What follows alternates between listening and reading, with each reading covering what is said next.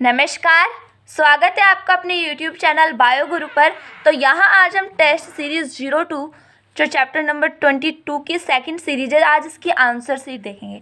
तो पहला क्वेश्चन है हमारा, पेयर के समूह समझाइए। इसका आंसर होगा छोटी आंत के क्षुद्रांत्र भाग की सबसे आंतरिक परत श्लेष्मिका, जैसे म्यूकोजा कहते हैं। हमने 4 लेयर्स पढ़ी थी, आपको याद होना चाहिए। पेरिटोनियम, मस्कुलरिस, सबम्यूकोजा और म्यूकोजा। इस पर एक या समूह के अंदर लसिका गांठें पाई जाती हैं, उन्हें ही हम कहते हैं पेयर के समूह। तो पहला क्वेश्चन काफ़ी इंपॉर्टेंट है, पेयर के समूह किसे कहते हैं। और ये छोटी आंत के क्षुद्रांत्र भाग में पाया जाता है, आपको याद रखना है, ये छोटी आंत में पाया जाता है। सबसे इंपॉर्टेंट बात यहाँ छोटी आंत आती है। अब नेक्स्ट क्वेश्चन आता है हमारा क्वेश्चन नंबर 2, काइम और काइल किसे कहते हैं। जिस तरीके से हमने बोलस पढ़ा था, बोलस किसे कहते हैं, उसी तरीके से काइम और काइल है। बोलस की डेफिनेशन आपको पता होगी, अर्धतरल ठोस था जिसमें लार मिलाई हुई थी, उसे बोलस कहा था। अब वो बोलस जब हमारे आमाशय में आ जाता है और उसमें कुछ चेंजेस होते हैं तो उसे हम काइम कहने लग जाते हैं। तो काइम की क्या डेफिनेशन होगी, आमाशय की पेशीय दीवार के संकुचन द्वारा भोजन का मंथन होता है। जिस तरीके से हम मक्खन मत से, उसी तरीके से हमारे आमाशय में भोजन का मंथन होता है, जिसके फलस्वरूप बोलस यानी कि अर्धतरल घोल अर्थात पेस्ट के रूप में बदल जाता है। जो हमारा बोलस था, अर्धतरल ठोस था, वो अब एक पेस्ट के रूप में बदल गया है, जिसे हम काइम कहते हैं। आमाशय में जो भोजन आता है उसे काइम कहते हैं। मुंह के अंदर जो हम चबाते हैं उसमें कुछ लार मिल जाती है, उसे बोलस कहा जाता है। अब नेक्स्ट है इसी क्वेश्चन में काइल। काइम और काइल का क्वेश्चन है, काइल किसे कहते हैं। भोजन का लगभग पूर्ण पाचन जो है हमारी छोटी आंत में होता है, छोटी आंत के ग्रहणी भाग में ही होता है। और पाचक रसों के मिश्रण से भोजन और अधिक तरल हो जाता है और अब ये है काइल कहलाता है। अब यहाँ से काइम जो है ये छोटी आंत में आएगा और इस काइम का लगभग पूर्ण पाचन ग्रहणी में हो जाएगा, उसमें पाचक रस मिला दिए जाएंगे और ये काफ़ी ज़्यादा पतला एक तरीके से हो जाएगा, लिक्विड। इसे हम काइल कहेंगे। क्वेश्चन नंबर 3 आता है, केरकरिंग के वलन समझाइए। तो इसका आंसर है, जो हमारी छोटी आंत होती है, स्मॉल इंटेस्टाइन, उसकी आंतरिक परतों में वलन पाए जाते हैं जो कि 8 mm लंबे होते हैं, जिन्हें हम केरकरिंग के वलन कहते हैं। केरकिंग के वलन के साथ छोटी आंत में रसांकुर पाए जाते हैं, सूक्ष्मांकुर पाए जाते हैं। केरकिंग के वलन के ऊपर ही हमारे रसांकुर पाए जाते हैं। क्वेश्चन नंबर 4 आता है, पेप्सिन और ट्रिप्सिन में अंतर लिखिए। डिफरेंस लिखना है, लगभग 4 लिख सकते हैं आप, अगर आपको ज़्यादा आते हैं तो और भी अच्छी बात है। क्वेश्चन नंबर 4 का आंसर है, पेप्सिन और ट्रिप्सिन में अंतर। पेप्सिन जो है ये हमारे आमाशय में पाया जाता है और ट्रिप्सिन हमारे अग्नाशय के द्वारा स्रावित होता है। तो यहाँ पहला डिफरेंस आता है, पेप्सिन एंजाइम जठर रस में पाया जाता है और ट्रिप्सिन एंजाइम जो है वो अग्नाशय रस में पाया जाता है, गैस्ट्रिक जूस जिसे हम कहते हैं, और यहाँ अग्नाशय पैनक्रिएटिक जूस। सेकेंड डिफरेंस आता है, इसका उत्पादन निष्क्रिय पेप्सिनोजन के रूप में होता है। हमने आपको पढ़ाया हुआ भी, अगर आपको समझ नहीं आ रहा कोई भी क्वेश्चन तो आप इस चैप्टर की वीडियोस देख सकते हैं। पेप्सिनोजन को HCl जो है पेप्सिन में बदलता है और ट्रिप्सिनोजन को एक हमारे आंत के अंदर एक एंजाइम पाया जाता है, एंटेरोकाइनेज एंजाइम, वो ट्रिप्सिनोजन को ट्रिप्सिन में बदलता है। तो 3 डिफरेंस ये हो गए हैं।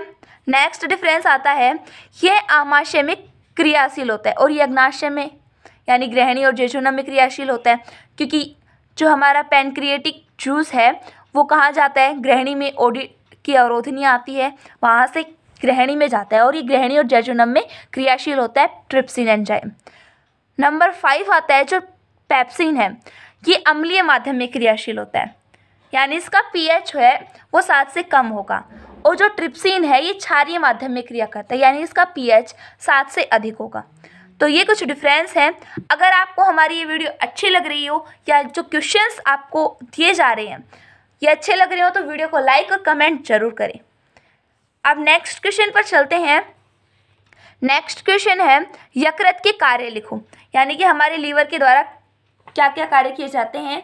तो 4 कार्य आप लिख सकते हैं, 2 मार्क्स का आएगा। तो तो लीवर के फंक्शंस हैं, पहला है यह पित्त रस का संश्लेषण करता है, सेकंड है वसा का पायसीकरण करता है, थर्ड यकृत कोशिकाएं यूरिया का संश्लेषण करती हैं और यकृत कोशिकाएं हिपेरिन नामक पदार्थ का स्राव करती हैं जो रुधिर वाहिनियों में रक्त के जमने को रोकता है।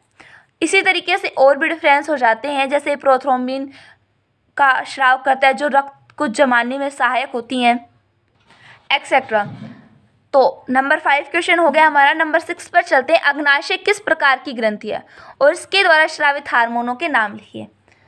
अग्नाशय आपको पता है, अग्नाशय एक मिश्रित ग्रंथि है, यानी कि बहिस्रावी भी है और अंतःस्रावी भी है। आप यहाँ लिख सकते हो बहिस्रावी और अंतःस्रावी दोनों प्रकार की ग्रंथि है।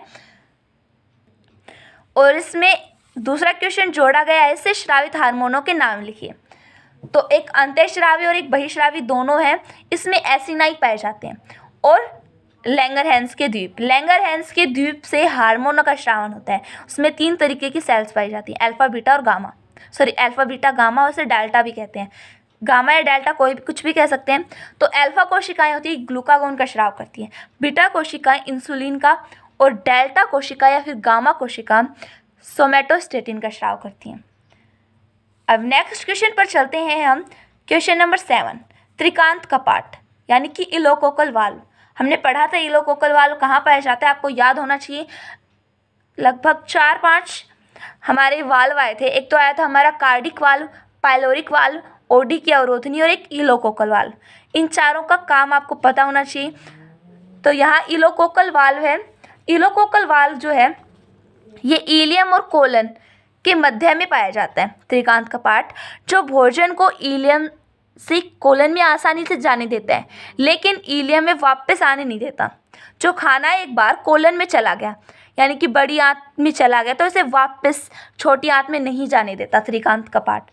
यानी कि हमारी छोटी आंत का अंतिम भाग जो होता है इलियम और बड़ी आंत का प्रारंभिक भाग कोलन, इसके मध्य पाया जाता है। क्वेश्चन नंबर 8 है, कुफ्फर कोशिकाएं कहाँ पाई जाती हैं। कुफ्फर सेल्स, इसका आंसर होगा यकृत में पाई जाती हैं, जो कि पित्त वर्णकों का निर्माण करती हैं। कुफ्फर सेल्स कहाँ पाई जाती हैं, लीवर में पाई जाती हैं, जो पित्त वर्णकों का निर्माण करती हैं। क्वेश्चन नंबर 9 आता है, टाइलिन पाचक एंजाइम। आपको पता है टाइलिन पाचक एंजाइम, टाइलिन कहाँ पाया जाता है, ये एंजाइम हमारे लार से स्रावित होता है। टाइलिन बोल सकते हैं, एमाइलेज बोल सकते हैं। ये कौन से जीवाणुओं को नष्ट करता है, तो इसके द्वारा लाइसोजाइम जीवाणुओं को नष्ट किया जाता है या इनका भक्षण किया जाता है। क्वेश्चन नंबर 10 है, डेल्टा कोशिकाओं द्वारा स्रावित हार्मोनों के नाम लिखिए। हमने ऊपर देखा था अग्नाशय जो है ये किस प्रकार की ग्रंथि और इसे स्रावित हार्मोनों के नाम लिखिए। तो ज़्यादातर मेनली जो हार्मोन था वो हमने देखा था सोमेटोस्टेटिन, लेकिन इसके अलावा और अन्य हार्मोन भी स्रावित किए जाते हैं, उनके नाम भी देख लीजिए।